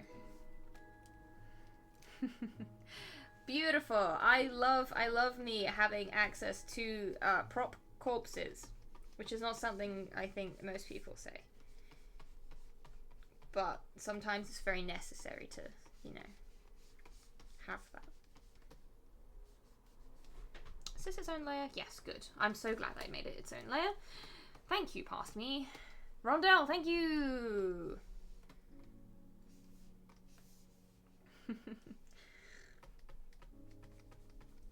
This is why I need chat. You help me remember words that I have forgotten. Which is especially useful if later on I need to look something up to research reference. I'm like, oh, I can't remember what that word was. Well, thankfully chat knows what it is. And I will remember this specific interaction.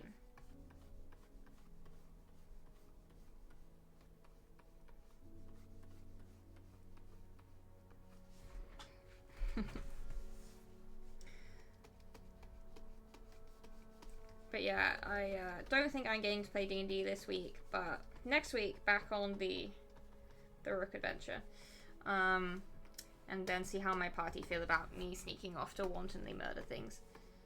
Probably not great, but at the end of the day, they can't really talk because most of them are as bad as me.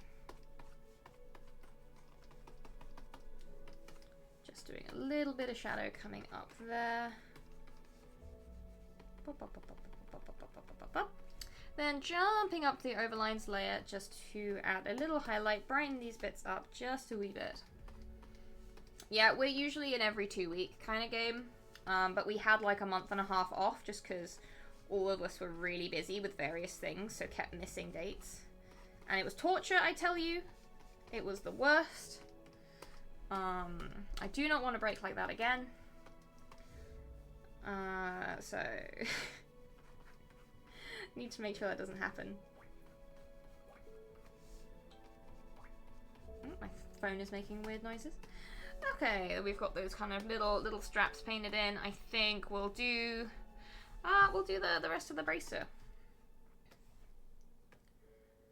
What's that? Is that the sketch? Oh yeah, I left the sketch for a reason, didn't I? We're gonna just grab. That's a starting point. I think what we're gonna do is use this as a starting metallic, and I'm probably gonna tweak the metallics in a bit. Oops. But this will be where we start from, I think, because we're kind of going for like a gunmetal vibe for the armor, quite well used. We kind of want that kind of forge aesthetic almost. We don't want it to be too shiny and chrome, as Mad Max would say. Yeah, it's always the worst. Like the game that I GM, we've basically had a 10-month hiatus for very valid reasons. But I think we're gonna get started again on that soon. So I have a large amount of terrain I need to paint and get ready to play again, which is really exciting. But it's going to be a lot of work. Oh, Ivy, I get that, right? Back in the day where I had so much... Back when I was streaming a lot of D&D, I had so many campaigns on the go. It was glorious. But also they tended to be very short. And you know, I love a proper long haul campaign. And I missed that, so I'm very glad I now have that. I just want more of it. But I also that's how I kind of treat Tenebrae. It's like a long haul campaign game, which is why I almost treat it differently to some LOPs, because it's a game where I can get really invested in the characters. Because I'm going to be seeing a lot of them. So it's different to a lot of my LARP experiences, which are one-shots. Especially when the characters you're playing are horrendous, and you kind of wouldn't want to revisit them more than, like, once or twice. Oh my god. I wish I was celebrating many D&D games with champagne. That would be nice. Yeah, I've never played a 1 to 20 game, and I probably never will, because not a lot of GMs do that, because later levels are hell. Which I, you know, appreciate. A little bit of highlight just around that corner.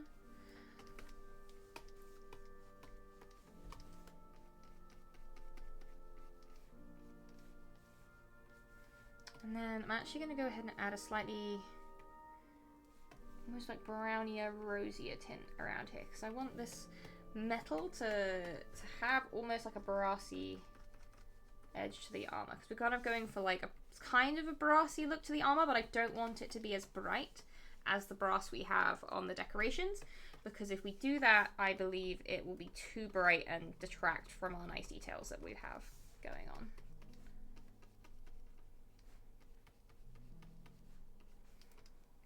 But we can still have some.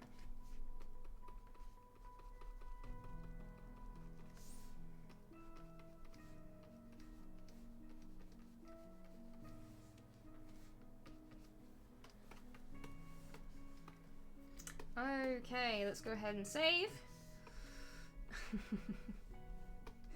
Yeah, I already said to Ivy Griff, I can't talk about Tenebrae on chat too much, or I'll get too excited and talk about things I can't say. And forget that there are people in chat who also play the game. And, yeah, there's stuff I can't say. What meow? What meow? I think we'll just start filling in some areas. Like, for example, I'm gonna go back up to the scarf because we're gonna repeat. Do I want to repeat the red fabric there or somewhere else? Oh, I could do a little bit of purple here, actually. Yeah, let's try some purple. I'm feeling excited by that. The concept of purple. Because I think a little bit more purple is needed to balance out the colours. So let's make the sash around the waist purple. No, I can't trust you. The GMs for Tenebrae will track me down and beat me up if I say things. So I can't.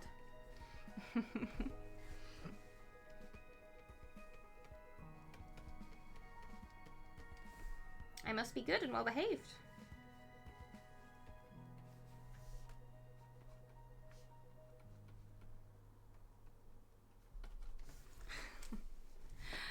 Yeah, I think level 15 is probably where my current long-term game is likely gonna aim for. Because the Wild Beyond the Witchlight module, I think, goes up to level 12. And then I know the GM has some plans for stuff to maybe happen after that. But, I'm pretty sure 15 is likely where it'll go to. Nah, they couldn't do that because I enjoy hilarious and ironic curses, Griff. I'm actually very difficult to dissuade from things. No. Because it's funny to make all of you suffer in that game as well. And Isaac gets beat up by the STs every time I get a downtime back, so there's really no need for me to change what I'm doing.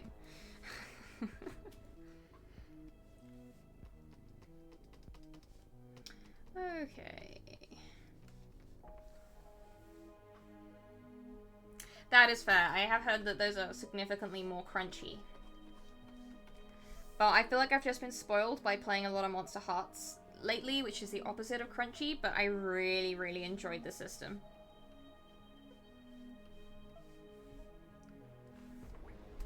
Ah, Furbolg? That's amazing. I love Furbolgs. I tend to get like 1 or 2 Furbolg commissions per year. I think I've had 1 this year? Actually, maybe I haven't had any. Maybe this has been a no Furbolg year. How sad.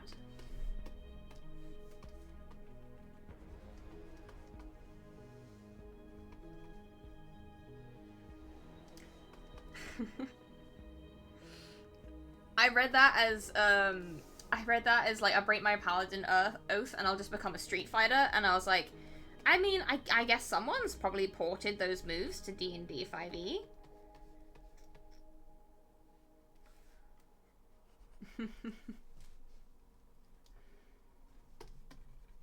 I have never successfully played a Paladin. I struggle too hard playing characters who you would argue being aligned to Order. I just can't do it. I am a creature of chaos at heart, and Order is like my antithesis.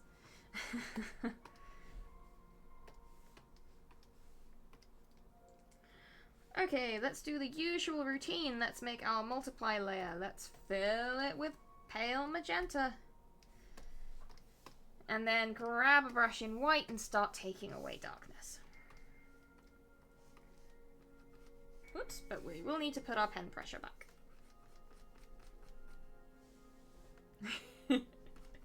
It's true, it's true. Every team lawful needs a team chaos buddy to be their nemesis. I played very lawful at Goetia, though. That was like the most lawful character I've ever played. It nearly broke me inside. I won't be doing it again. Well, maybe I will. We'll see.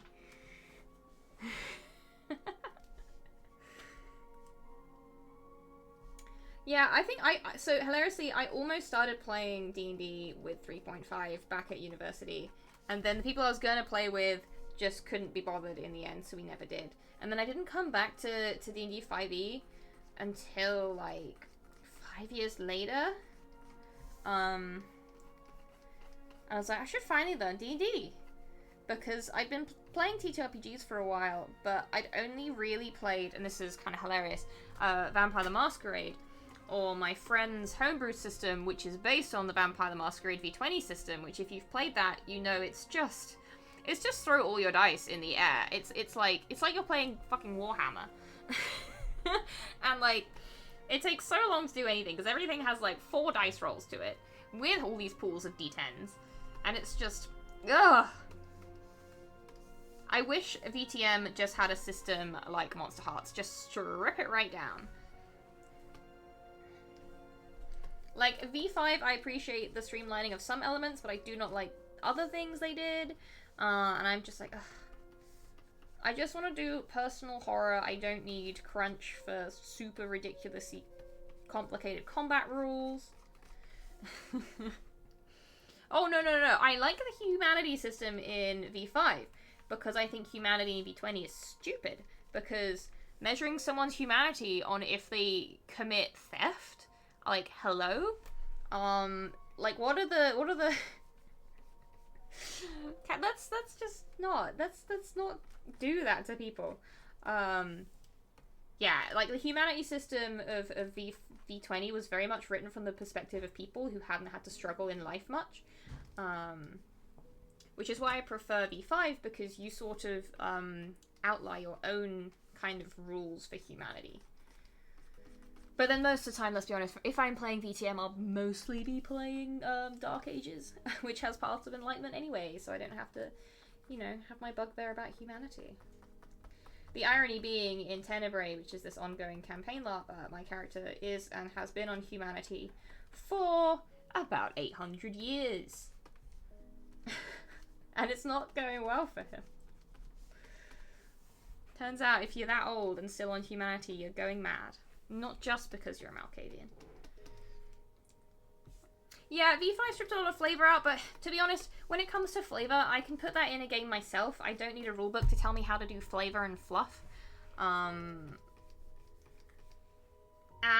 if you were super familiar with the old clan system, it was a bit of a bummer what they did with like La Sombra and Hecata and stuff. But I never really played those clans very much, so I didn't have many horses in that race. I was, however, a big Sabbat player back in the day, because I love the torturous morality of it, more so in the framing of Dark Ages than modern day Savat. And weird cults and religion and all that stuff. Delicious, delicious. So, yeah. Also, I like it when Tremere players suffer. So, losing all of their paths in V5 made me gleeful.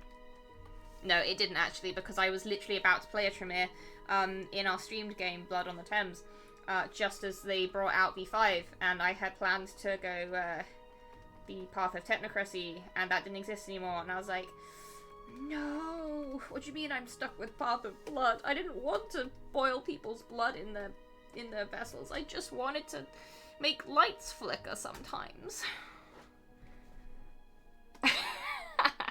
I'm not afraid of your D10s, Ivy. What color am I thinking about from the breastplate? So, my plan is this armor is mostly going to be brass tones. Brass and copper tones. But I think I'm going to go slightly less saturated than the brass kind of accents. That way they will still stand out, but it will have a duller brass, like a darker, a less shiny polished brass finish for the armor itself. And that will contrast quite nicely with these other reds and purples we've got going, I think. I've played a Tremere, 3 different Malkavians. Guess what my favourite clan is. 2 different Gangrel. I love Gangrel as well. They're up there with my faves. I'm sure I've played some others. I've played La Sombra. I've played... I mean, I've also ST VTM, so I've technically played a lot more of the clans.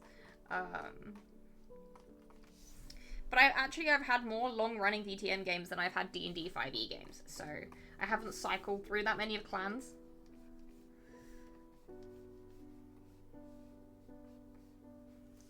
Oh, I've also played Giovanni.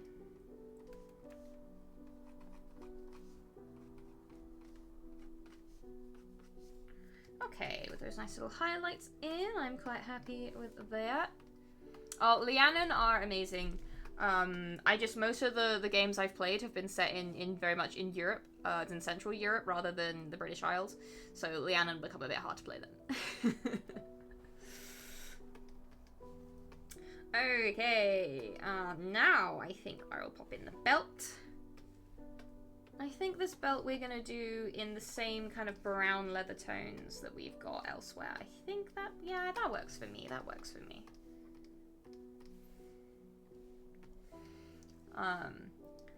But yeah, I have not played Shadowrun, actually. I know a bit about Shadowrun, but I've never played it. Same with is it Paranoia? No, I'm getting confused with something else. Maybe. Not sure. But no, I've never played Shadowrun. There's a lot of systems I haven't played at all. In fact, I've probably played more systems this year than for the last few years combined. I used to do a lot of systems back when I streamed. I ran a streamed campaign using the A Song of Ice and Fire system to reskin it for Redwall. And I ran a Redwall campaign, which was like one of the only proper start to finish, fully self-contained campaigns I have finished and had a nice satisfying resolution to. And that was really fun. The A Song of Ice and Fire system is very crunchy when it comes to like field warfare and armies, but when it's just like individual characters, it's actually very concise because it's designed so that actual individual blows are pretty lethal if you get hit by stuff. So it simplifies combat down a lot. And that being said, it was years ago when I played that, so I can't remember what it was actually like. The other system that's one of my absolute all-time favorites is the Fantasy Flight Star Wars system, Edge of the Empire, and Force and Destiny. I absolutely adore those games. They are some of my absolute favorites. Just they're so narrative, and the books are so beautiful. I'm a massive fan of the Star Wars RPG. But I've never run it. Actually, no, that's tell a lie. I ran the starter game. The starter box game for Force and Destiny, and that was really nice. It was very chill, very simple, and easy enough to pick up. it's a game where instead of numbers, you're kind of memorizing symbols, which is kind of what they did with VTM. But it had a really nice system which introduced like narrative consequences beyond just succeeding or failing. So like you could succeed a roll, but succeed with disadvantage, which means you do the thing, but you create like a bad thing that happens as a result. Like you succeed in doing X, but you've alerted the stormtroopers or whatever. But you could also fail a roll and have good things happen. So like you failed to shoot the stormtrooper next to the door, but hey, you actually missed and shot the control panel instead, and now the door is open. And you can escape. And that system's just really fun for fun narrative consequences, driving play. And I'd love to run or play in a full game of it one day. Oh, I've never played Star Wars 5e. No, I've heard it's really good though. I've heard a lot of good things about it. I'm just a sucker for Star Wars FF just because of how beautiful the art is, and also that they did a book that came out concurrently with Star Wars Rebels, which was one of my favorite things, and also Rogue One, and it has stats for all those characters. So I guess it's like the slightly later era of Star Wars that it covers. But big fan. Okay, so next up, let's start painting in some highlights to the leather belt. I'm going to go up to the overlines layer and start popping them in on there. Cosmere, I hadn't heard of that one. I've always meant to play, I've heard Spire is really good. God, there's so many systems that sound amazing.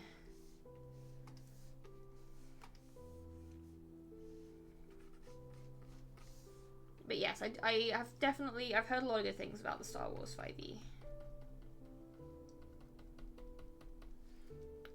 Interesting. So I never super got into the Brandon Sanderson books. Which is wild. I think I really, like, that was a big fantasy chunk miss, because I was one of those teens who would devour most big fantasy literature series. So I'm kind of shocked I missed that one. But I missed quite a few, to be fair. But yeah, I guess it's not surprising that one would have a TTRPG now. I'm so intrigued by the Welcome to Night Vale TTRPG. I kind of want to like look into that and see what that's like as a system, because that looks really interesting. Fabula Ultima? No, I haven't. In terms of JRPG inspired games, I played Ryutama, which was very like turn-based party JRPG vibes, and very much like it was the classic like, oh, where is your character in the lineup, and then the front level, the mid level, the back level. It was literally very video game logic, and that was very cute. It was very much like marketed as kind of JRPG, kind of Ghibli, and that was nice. Okay, we got our highlight. Now we'll go for the highlight, if you will. Yeah, Ryutama was very wholesome. It was a good game.